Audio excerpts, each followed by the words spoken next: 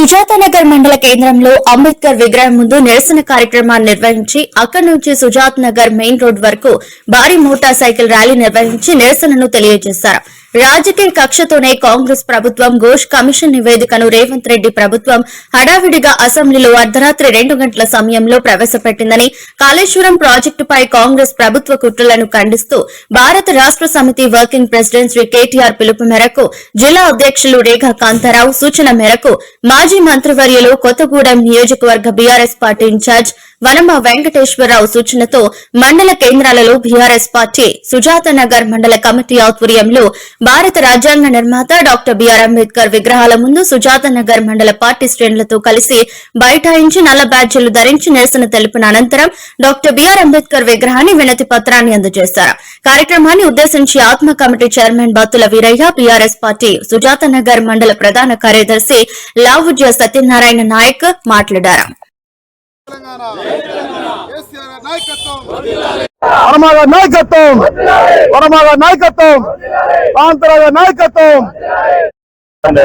జై తెలంగాణ, జై తెలంగాణ.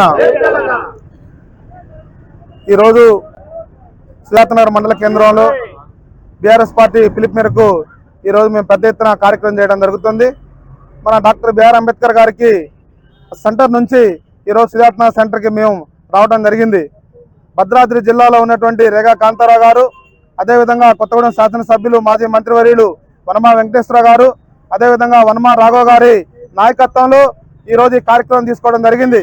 మీ అందరూ తెలుసు, రాష్ట్రంలో నిన్న అసెంబ్లీలో జరిగినటువంటి విషయం గురించి హరీష్ రావు గారు, అదేవిధంగా వారు మాట్లాడినటువంటి మాటల గురించి, కాళేశ్వరం గురించి మీరందరూ ఆల్రెడీ అనేక పత్రికా ముఖం కానీ టీవీలలో కానీ చూశారు. కేసీఆర్ గారు ఆనాడు కాళేశ్వరం ప్రాజెక్టుని 1,00,000 కోట్ల రూపాయలతో కట్టారని చెప్పేటువంటి నాయకులు అది 80,000 కోట్ల రూపాయలతోని కేసీఆర్ గారి యొక్క ప్రాజెక్టుని పూర్తి చేయడం జరిగింది. ఆ యొక్క కాళేశ్వరం ప్రాజెక్టు కట్టడం వల్ల ఈ యొక్క తెలంగాణ ప్రాంతంలో ఉన్నటువంటి రైతాంగం అందరికి కూడా అనేక సస్యశ్యామలమై రైతాంగానికి 3 పంటలు పండి ఆ యొక్క ప్రాజెక్టు ఉంటే ఈరోజు 200 పిల్లర్లు ఉంటే అందులో కుంగిపోయింది. ఒకటే ఒక పిల్లర్ కుంగిపోతే ఈరోజు 1,00,000 కోట్ల రూపాయలు స్కామ్ జరిగింది. 1,00,000 కోట్ల రూపాయలు టీఆర్ఎస్ నాయకులు మింగారు అని చెప్పేటువంటి నాయకులు ఈరోజు చూస్తున్నాం. ఒక పిల్లర్ కుంగిపోతే దాన్ని రిపేర్ చేయడానికి 500 కోట్లు అవుతుంది. 1,00,000 కోట్ల రూపాయలు ఆగమైపోయాయని చెప్పేటువంటి నాయకులకి ఒకటే విజ్ఞప్తి చేస్తున్నాం.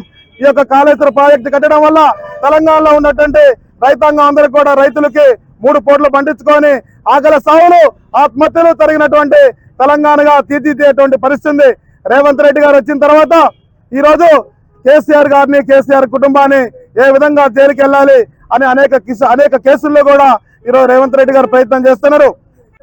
మోడీ గారికి ఒకటే చెప్తున్నాం, మోడీ గారు కానీ రేవంత్ రెడ్డి కానీ ఈ రాష్ట్రంలో ఉన్నటువంటి బండి సంజయ్, కిషన్ రెడ్డి వీళ్ళందరూ కూడా కేసీఆర్ కుటుంబం మీద, కేసీఆర్ మీద ఒక కక్షపూరిత వైఖరితో చేస్తున్న పరిస్థితి. ఇప్పటికైనా కళ్ళు తెరవండి. తప్పుడు కేసులు పెట్టడం కాదు. కేసీఆర్ గారు వచ్చిన తర్వాత రైతాంగం ఏ విధంగా ఉన్నారు, ఈ రాష్ట్రంలో ఉన్నటువంటి అనేక ప్రాజెక్టులు కట్టింది కాబట్టి కేసీఆర్ గారికి మద్దతుగా ఉండాల్సినటువంటి పరిస్థితి. జై తెలంగాణ, జై తెలంగాణ.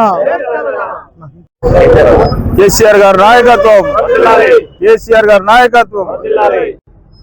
ఈరోజు ఒక్కొక్క కాంగ్రెస్ నాయకుడు చెప్తున్నారు కాళేశ్వరం గురించి మాట్లాడే అర్హత లేని వ్యక్తులు వీళ్ళంతా. ఒక కాళేశ్వరం ప్రాజెక్ట్ని 2-3 సంవత్సరాల్లో ప్రాజెక్ట్ని కట్టిన కేసీఆర్ గారు తెలంగాణ మొత్తం ఎక్కడ రైతులకు కన్నీళ్లు రాకుండా చూసిన తెలంగాణ ప్రభుత్వం ఇవాళ కొన్ని లక్షల ఎకరాలకి నీళ్ళు ఇచ్చిండు. ఆ రోజు సమైక్యాంధ్ర ఉన్నప్పుడు ఒక్క పంట తెలంగాణలో పండి రైతులు బాగుపడి కూడా లేని పరిస్థితులు ఉండే. ఆ రోజు చూసిన వాళ్ళ పరిస్థితి చూసిన కేసీఆర్ గారు ఈరోజు నిధులు నియామకాల కోసం తెలంగాణ రాష్ట్రం సపరేట్ చేయడం కోసం ఎన్నో కష్టాలు పడ్డారు. చావు నోట్లో తలకాయ పెట్టి బయటకు వచ్చిన కేసీఆర్ గారిని మళ్ళా మనం అందరం ముఖ్యమంత్రిగా చూస్తాం. రేపు రాబోయే ఎలక్షన్లో కేసీఆర్ గారి నాయకత్వంలో మనం అందరం కలిసి నా కొడుకు తెలంగాణకు పాటుపడలేదు. అసెంబ్లీలో హరీష్ రావు, టైగర్ హరీష్ రావు గారు మాట్లాడిన మాటకి సమాధానం చెప్పలేని నాయకులు ఎందుకు మీరు మాట్లాడు?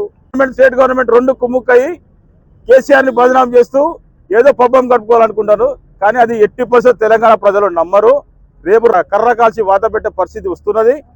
రేపు జరిగే ప్రతి ఎలక్షన్ లో కూడా మనమందరం తెలంగాణ బీఆర్ఎస్ పార్టీని గెలిపించుకొని మన సత్తా మనం చాటుకోవాలని నేను విజ్ఞప్తి చేస్తున్నాను. జై తెలంగాణ.